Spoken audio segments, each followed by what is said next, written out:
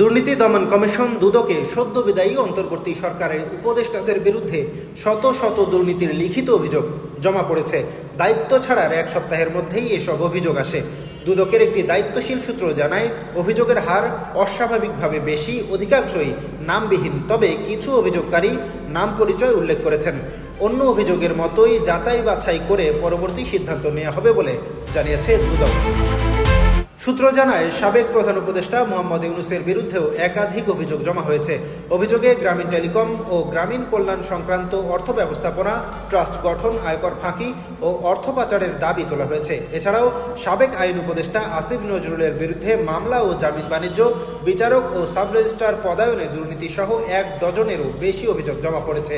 পরিবেশ উপদেষ্টা সৈয়দা রেজওয়ান হাসানের বিরুদ্ধে প্রকল্পের অর্থ আত্মসাৎ ও সম্পত্তি সংক্রান্ত অভিযোগ রয়েছে। জ্বালানি উপদেষ্টা মোহাম্মদ ফাউজুল কবির খানের বিরুদ্ধে বেসরকারি বিদ্যুৎ খাতে অবৈধ লেনদেনের অভিযোগ এসেছে। স্বাস্থ্য উপদেষ্টা নূরজাহান বেগমের বিরুদ্ধে টেন্ডার জালিয়াতির অভিযোগ করা হয়েছে। দুদক সূত্রের দাবি, সবচেয়ে বেশি অভিযোগ এসেছে সাবেক ছাত্র উপদেষ্টা আসিফ মাহমুদের বিরুদ্ধে। প্রায় ১,০০০ কোটি টাকার দুর্নীতি, ঘুষ, অর্থ পাচার ও বেআইনি বিটকয়েন লেনদেনের অভিযোগ রয়েছে। তথ্য উপদেষ্টা মাহফুজ আলমের বিরুদ্ধেও লাইসেন্স সংক্রান্ত ঘুষের অভিযোগ জমা হয়েছে।